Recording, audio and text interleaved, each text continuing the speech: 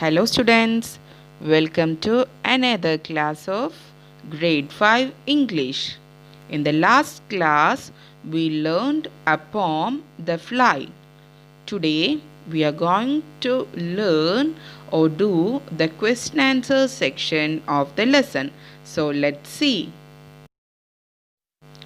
At the end of today's class, you will be able to not use of comparison, to see the world from another perspective, to recite and enjoy the poem. Now let's recollect whatever things we have learned in last class. Here is the question. What are the things that are small to human that must appear large to fly? We come across so many things. Just think about one in your mind. You got it? Okay, let's move on to the next question. What does each of the following look like to the fly? Okay, let's start. You have to think the answer. First one, a rose bed. A rose bed's prickle. A dewdrop. A hair. Mustard seed. A loaf of bread, a wasp, and finally a grain of salt. Got it? I know everyone will be able to answer this question. Now let's see the third question. What does the word prickle in the line 4 mean? What does the word prickle in the line 4 means? Of course, everyone will be knowing the answer. The answer is thorn. Okay. So, my dear students, if all of you can answer this question, that means you have comprehended the poem very well. If you can't answer this, don't feel bad, my dear. Just read the poem once again. I'm sure you can give answer for all these questions.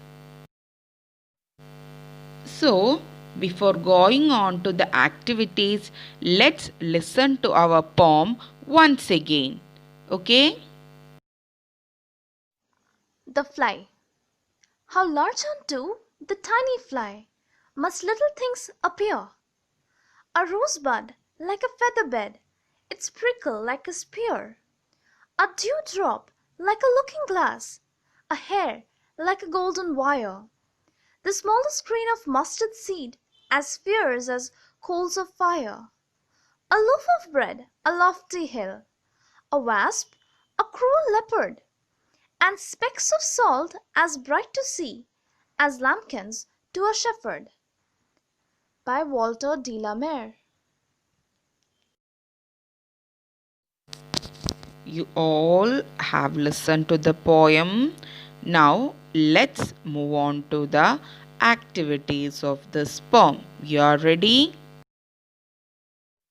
Here we are going to discuss about the visual imaginary which is mentioned in our poem. In the last class we just discussed about it.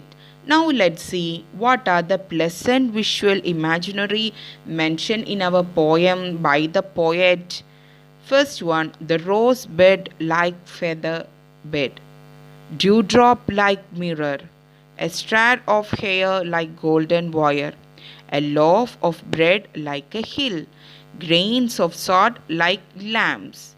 So when we are imagining all this thing, a good or happy moments will come to our mind because this scene provide us happiness.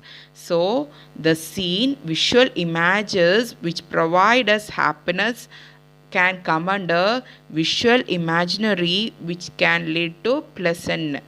Now what is the unpleasant visual imaginary? Let's look. Unpleasant means the things when we watch we will not be happy. So, what are the things when we watch or when we imagine? It will not give us happiness. What are they? A throne like a spear. Just imagine the throne of a rose which look like a spear. It won't give us a pleasant imagination. Next one, mustard seed like coals of fire. Okay, next one, wasp like cruel leopard.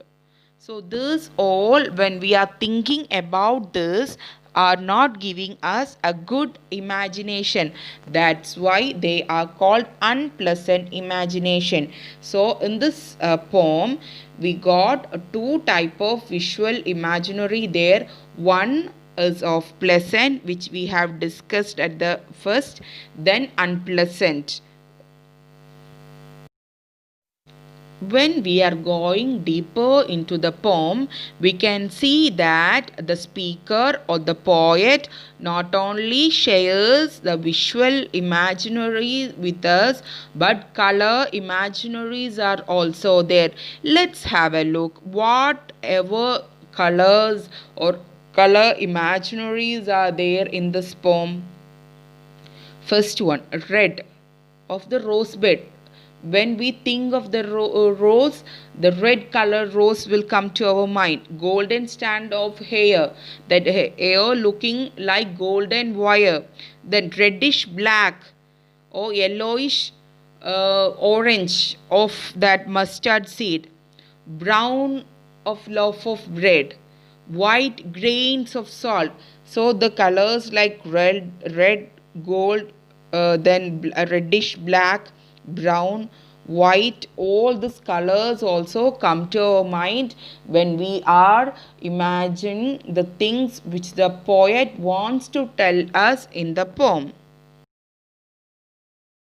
Now, my dear students, we can have just a look at on the things which may be small to us, but it look larger and different to a fly. From our perspective, the things which mentioned here is a tiny thing for us. But when we are thinking or when we are looking from the viewpoint of the little fly, how does it feel like? A rose bed like a feather bed. In the poem, we have discussed it. You remember that? No? Okay. A throne on the rose bush like a spear. A dewdrop like a mirror. We won't feel a dewdrop like a mirror. Here the fly is tiny, so the fly when sees a dewdrop, it feel like it's a mirror because the fly can see itself full of the fly in the dewdrop. A strand of hair like a wire. A string of hair will look like a golden wire. A mustard seed like burning coal. The mustard seed, it will be very tiny for us, but for a fly, it look like a burning coal, burning fire. A loaf of bread like a hill. A loaf of bread will be look like a tall hill for the fly. A wasp like a leopard. You know what is a wasp? A wasp will be like a leopard to them, maybe because of its color or its cruelty. A grain of salt like a lambkin to a shepherd. A grain of salt is so tiny, but for a fly, it will look like so many lambs walking together, and so many lambs walking together, and it's washed by a shepherd. So the fly feels like that. I hope you got this. I want you to write this into your notebook. Now, let's move on to the next part of our poem. Now, we are going to discuss the question and answer of the poem. Let's see the first one. A rose bud like a feather bed. Question A. Why would a rosebud look like a feather bed to the fly? A rosebud would look like a bed to a fly because the fly is very small and the things that are small to us look large to it.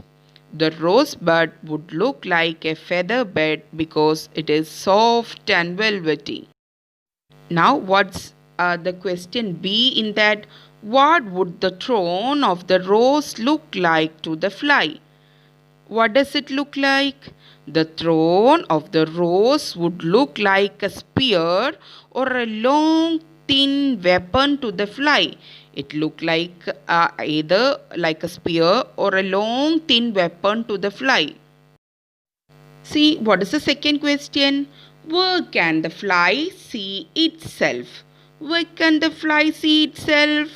Yes, they can see itself in any dewdrop, as a dewdrop would big enough to act as a mirror for the fly. What is the third question? Has fierce as coals of fire. And in that, question A, what would look like coals of fire to the fly? We mentioned it. What is it? A mustard seed would look like coal of fire to the tiny fly. A mustard seed will be looking like a coals of fire because the fly is tiny. Now what is the B question B? Why would it look like that? Why would the mustard seed look like coals of fire to the fly?